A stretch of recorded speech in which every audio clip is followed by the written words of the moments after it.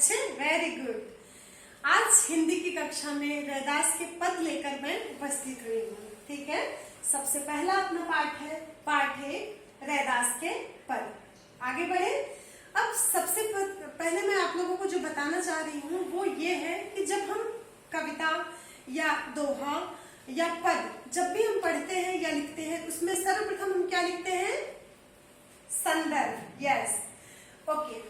तो हम संदर्भ में क्या लिखते हैं ये आप लोगों को मैंने कई बार बताया है और आप लोगों को आता भी होगा, लेकिन फिर से एक बार दोहराते हैं। उसमें सर्वप्रथम हम किताब का नाम लिखते हैं, फिर जिस पाठ से हम लिख रहे हैं उस पाठ का नाम लिखते हैं, उसके बाद हम कवि का नाम लिखते हैं। ओके, तो चलते हैं। संदर्भ में आता है प्रस्तुत पद्य खंड हमारी पाठ्य पुस्तक स्पर्श भागे।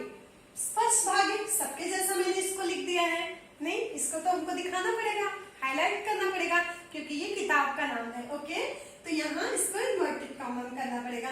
तो स्पर्श भाग 1 से पद नामक, अब ये पाठ का नाम क्या है? पद है, तो इसको पद को भी हमको दर्शाना पड़ेगा। ये पद से लिया गया है, ओके, नामक पाठ से लिया गया है। इसके कवि रैदास जी हैं। अब रैदास कौन है? हमारे भाई तो है नहीं रैदास जी।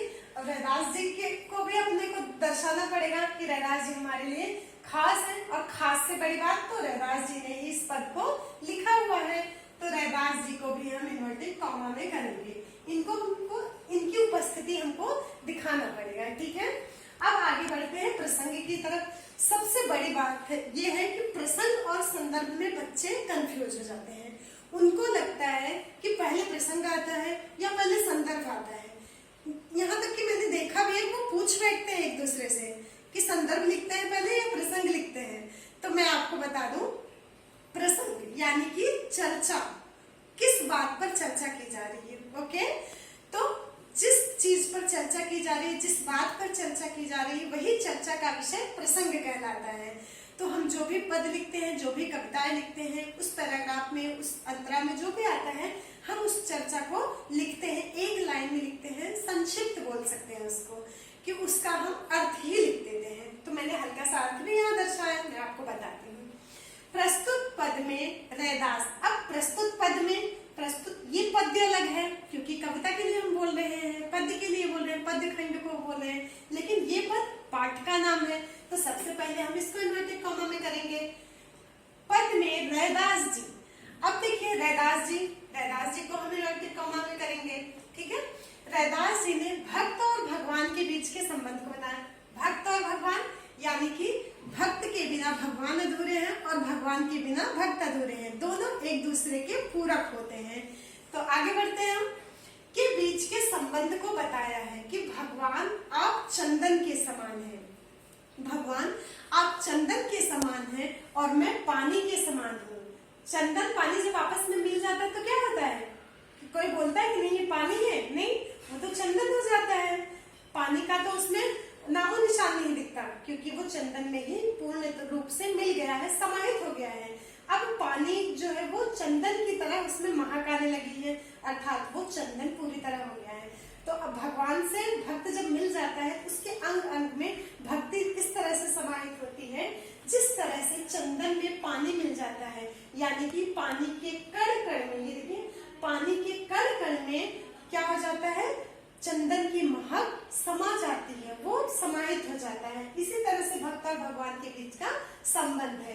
तो हम आगे बढ़ते हैं। जिस प्रकार चंदन में पानी पूर्ण रूप से मिल जाने पर चंदन की खुशबू पानी के कण कण में लिख सकते हैं, रज रज में लिख सकते हैं, अंग अंग में लिख सकते हैं, वो आपके ऊपर है, में व्याप्त हो जाती है। व्याप्त यानी कि समाहित हो जाती है, मिल जाती है।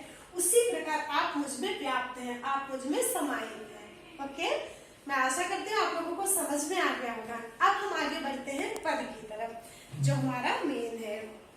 अब आते हैं पद की तरफ। पद में क्या बोल रहे हैं रैदास जी? सुनिएगा आप ध्यान से। अब कैसे छूटे राम नाम रट लागी। प्रभु जी अब कैसे छूटे राम नाम रट लागी। कौन बोल रहा है? रैदास जी बोल रहे हैं, यानी कि एक भक्त बोल रहा है भगवान से कि हे प्रभु अब ये कभी छूट नहीं सकती। क्या नहीं छूट सकती? भगवान राम की जो धुन है, राम के जो शब्द है, यानी कि जो भक्त भक्ति कर रहा है वो अब जीते जी छूट नहीं सकती, यानी मरणोपरांत भी ये भगवान के भजन या भगवान के नाम को रटते रहेंगे। प्रभु जी तुम चंदन हम पानी, प्रभु जी आप चंदन हैं और मैं पानी के समान हूँ। आपसे मिलने के बाद मेरे कण कण में आपकी भक्ति यानी कि आपकी खुशबू समाहित हो गई है। जाकी अंगांग बासमानी, अंग पानी के कौन से अंग होते हैं, यानी कि कण कण में मेरे अंग अंग में आपकी भक्ति पूरी तरह से समाहित हो चुकी है। प्रभु जी तुम घनवन हम मोरा। अब देखिए भक्त की भक्ति देखिए आप कि प्रभु जी तुम घनवन हम मोरा, घन यानी कि घना, वन यानी कि वन, हम मोरा मैं मोर।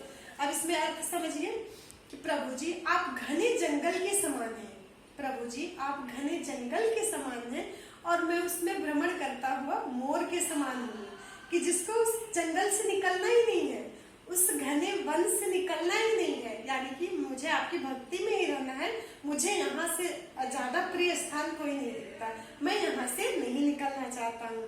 जैसे चितवत चंद चकोरा, चांद और चकोर का मिलन कभी नहीं हुआ है, कभी नहीं मिल पाता, लेकिन वो इसी आशा में एक टक निहारता रहता है। किसको निहारता रहता है? चांद को। चांद को चकोर एक टक निहारता रहता है कि कभी न कभी तो हमारा मिलन अवश्य होगा। इसी आशा में वो अपने जीवन को काट देता है या बिता देता है। तो एक भक्त की भक्ति भी इसी तरह है कि प्रभु आप मुझे दर्शन दें या ना दें, लेकिन जो मेरे अंदर की भक्ति है वो आपसे मिलने के लिए यही दिन रात के लिए वो रहती है। प्रभु जी तुम दीपक हम बाती। अब देखिए इसमें कवि क्या बोल रहे हैं कि प्रभु जी जिस तरह से दीपक और बाती एक दूसरे के पूरक होते हैं, एक के बिना दूसरा अधूरा होता है, इसी प्रकार से अब भक्त अपनी भक्ति को फिर दर्शा रहा है, भगवान से बता रहा है कि प्रभु जी आप दीपक के समान हैं और मैं उसमें बाती के समान हूँ। जाकी ज्योत बरे दिन राती, बरे यानी कि जलना से लिया गया है, जिसकी ज्योति दिन रात इसी आशा में जल रही है कि मैं भगवान से एक दिन मिलूंगा या भगवान मुझसे मिलेंगे, यानी कि दोनों का मिलन होगा। इसी आशा में उसकी ज्योति यानी कि मेरा जीवन, ज्योति जीवन से लिया गया है कि मेरा जीवन इसी आशा में पूर्ण हो रहा है या बीत रहा है कि आप एक दिन मुझे अवश्य मिलेंगे या मुझे अपना दर्शन देंगे। ठीक है। प्रभु जी तुम मोती हम धागा, प्रभु जी आप मोती के समान हैं, मतलब आपका तो मूल्य ही नहीं है, आप तो अमूल्य हैं, आप मोती के समान हैं, लेकिन मैं उसमें क्या हूँ? एक धागे के समान हूँ जिसका कोई अस्तित्व नहीं है। धागा कोई पहनता है, धागा कोई रखता है? नहीं, धागे का कोई भी अस्तित्व नहीं है बिना मोती के, लेकिन जब वो मोती में आ जाता है तब उसका अस्तित्व हो जाता है, तब उसका मान बढ़ जाता है। तो भक्त यही बता रहा है भगवान से कि भगवान मैं अस्तित्वहीन हूँ, यानी कि मेरा कोई अस्तित्व नहीं है, मेरा कोई मान नहीं है, लेकिन जब आप मेरे साथ होते हैं तो मैं पूर्ण हो जाता हूँ। मैं आपके साथ मिलकर एक माला की तरह रूप धारण कर लेता हूँ। तो प्रभु जी आप मोती के समान हैं, मैं उसमें पिरोया धागे के समान हूँ, जिसको पाने से उसका मान बढ़ जाता है। जैसे सोने मिलत सुहागा, आप मुझे उस तरह से पूर्ण करते हैं जिस तरह से सोने को सुहागा निखारता है। सुहागा सोने को शुद्ध करने वाला एक क्षार द्रव्य होता है, वो सोने को और भी शुद्ध करता है, चमकाता है, तब दुनिया को पता चलता है कि हाँ ये सोना है, इसकी दमक दिखती है, चमक दिखती है। ठीक है। तो इस तरह से प्रभु मैं किसी को नहीं दिख रहा हूँ, लेकिन जब आपकी भक्ति मेरे अंदर समाहित होती है तो मैं पूर्ण हो जाता हूँ, मैं प्रसिद्ध हो जाता हूँ, यानी कि मेरा नाम हो जाता है कि मैं भगवान का भक्त हूँ। मुझे कोई जरूरी नहीं कि रैदास के नाम से जाने, बस आपके भक्त के नाम से जाने, मेरे लिए ये नाम ही काफी है।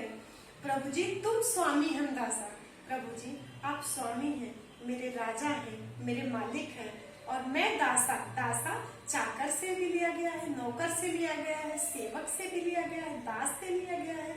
तो प्रभु जी आप एक स्वामी के समान हैं, मैं आपका दास हूँ, मैं आपका नौकर हूँ। ऐसी भक्ति करे रैदासा। रैदास जी की भक्ति इसी तरह से है, भगवान के प्रति उनका अनुराग उन्होंने किन किन नामों से बताया गया है, कैसे कैसे उन्होंने उदाहरण प्रस्तुत किए हैं। मुझे लगता है आपको समझ में आ गया होगा। आशा करती हूँ कि हम जल्दी से जल्दी मिलेंगे और दूसरे पद के साथ। Thank you.